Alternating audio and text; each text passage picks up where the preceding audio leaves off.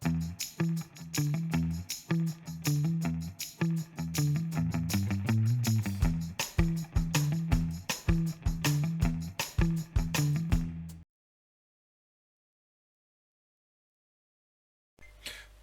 à tous et à toutes, j'espère que vous allez bien.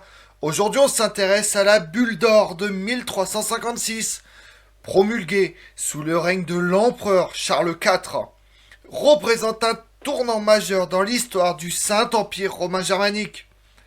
Territoire abritant une multitude de royaumes, évêchés, principautés, duchés, avec leurs lois, leurs dirigeants propres, tous sous l'autorité plus ou moins forte de l'empereur.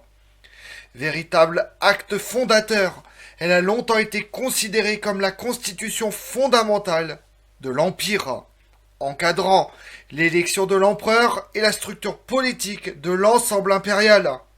Ce document, revêtu du sceau d'or impérial, occupe une place centrale dans l'histoire politique et institutionnelle de l'Europe médiévale.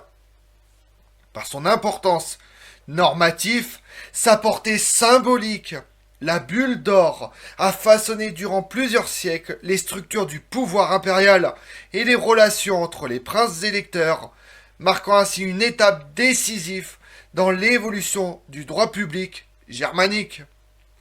On va ensemble découvrir la bulle d'or en tant que texte constitutionnel, en examinant son contexte d'élaboration, son contenu bien sûr, ses dimensions juridiques et politiques, ainsi que ses répercussions et ses limites dans la dynamique impériale. Vous voulez en savoir plus sur la bulle d'or? Venez avec moi.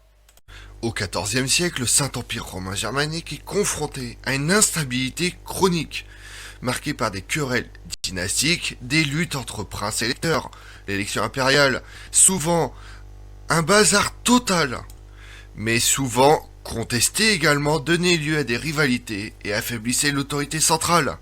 C'est dans ce climat de fragmentation que Charles IV souhaite instaurer un cadre juridique stable pour l'élection impériale, tout en consolidant le pouvoir des princes territoriaux. La bulle d'or, adoptée lors des diètes de Nuremberg 1355 et de Metz 1356, s'inscrit dans une volonté de réforme institutionnelle et de pacification politique. Car il faut le rappeler, avant la promulgation de la bulle d'or, le Saint-Empire romain germanique était caractérisé par une grande instabilité politique. L'élection de l'empereur faisait l'objet de contestations fréquentes, engendrant des conflits entre maisons princières rivales, affaiblissant l'autorité impériale. Les luttes d'influence entre les dynasties, conjuguées à la montée en puissance des principautés territoriales, accentuaient la fragmentation du pouvoir. Sur le plan social, la féodalité structurait la société, mais générait aussi des tensions, notamment entre seigneurs et communautés urbaines, en quête d'autonomie et de reconnaissance. Pour Charles IV, la décennie 1346-1356 est décisive, et la bulle d'or en constitue le point d'orgue. En 1346 survient la mort de son père, Jean l'Aveugle, sur le champ de bataille de Crécy, tandis qu'il est promu comme roi des Romains par une anti-élection contre le roi et empereur régnant Louis IV de Bavière. En 1347, Charles IV est élu roi de Bohême où il déploie un programme centré sur sa capitale, Prague, qu'il dote d'une université et de nombreux monuments à sa gloire. Vient ensuite la conquête d'une légitimité qui lui confère la répétition de l'élection et du couronnement, qui lave la contestable procédure de 1346. Le 26 mai 1349, il est enfin reconnu solennellement comme roi des Romains et élu dans les formes à Francfort le 17 juin. Il est enfin couronné le 25 juillet à Aix-la-Chapelle. Cette décennie majestueuse s'appuie pour Charles IV sur une œuvre écrite, pensée selon un vaste plan qu'il tentera de suivre toute sa vie, mêlant écrit théorique, miroir royal, homélie, conseil de gouvernement et dont la vita autobiographique, vraisemblablement rédigée en 1350, constitue l'élément majeur. Il peut aborder l'ultime étape du couronnement impérial qui a lieu à Rome en 1355. C'est donc en empereur puissant et législateur, face à un pape avignonnais, face à un roi de France emprisonné, que Charles IV fait adopter la bulle d'or de 1356. La bulle d'or se compose de 31 chapitres répartis en deux parties. Le texte définit les modalités de l'élection impériale, précisant le rôle des 7 princes électeurs, les 3 ecclésiastiques, l'archevêque de Mayence, de Trèves et Cologne, et les 4 laïcs, le roi de Bohême, le duc de Saxe, le margrave de Brandebourg et le comte palatin du Rhin, et l'organisation des diètes. Elle institue une procession impériale codifiée visant à limiter les interférences extérieures et à garantir l'autonomie des électeurs. Outre l'élection, la bulle d'or fixe le statut, les privilèges et les obligations des princes électeurs, ainsi que les règles de succession et les droits de juridiction. Elle désigne formellement 7 princes électeurs, fixant les règles du scrutin et établissant les garanties. Sur le plan juridique, elle codifie le rôle des électeurs en tant que piliers de l'Empire, tout en renforçant leur autonomie territoriale. La bulle d'or accorde également des immunités et droits spécifiques, notamment fiscaux et judiciaires, consolidant ainsi un système oligarchique au sein du Saint-Empire. Considérée comme la loi fondamentale de l'Empire jusqu'à la fin du XVIIIe siècle, la bulle d'or instaure une forme de gouvernement électif et oligarchique. Elle consacre la prééminence des princes électeurs, dont le statut est renforcé par des immunités et des droits spécifiques. Le texte introduit également des principes constitutionnels, tels que la collégialité, la majorité dans les votes et la séparation des pouvoirs entre l'empereur et les princes. Par ailleurs, la bulle d'or écarte toute influence pontificale dans l'élection, affirmant la souveraineté juridique de l'Empire. L'adoption de la bulle d'or a des conséquences majeures et la structure politique du Saint-Empire. Elle stabilise le processus électoral et réduit les risques de guerre civile et assure une certaine continuité dynastique. La reconnaissance officielle des princes électeurs conforte leur autonomie territoriale et contribue à la fragmentation politique du Saint-Empire romain germanique. Sur le plan institutionnel, la bulle d'or fixe les règles du jeu politique pour plusieurs siècles, servant de référence à la jurisprudence impériale et aux relations entre les États membres. L'adoption de la bulle d'or a eu des répercussions politiques majeures. Elle a contribué à stabiliser le processus électoral impérial, réduisant les conflits de succession, tout en affirmant la primauté des princes électeurs.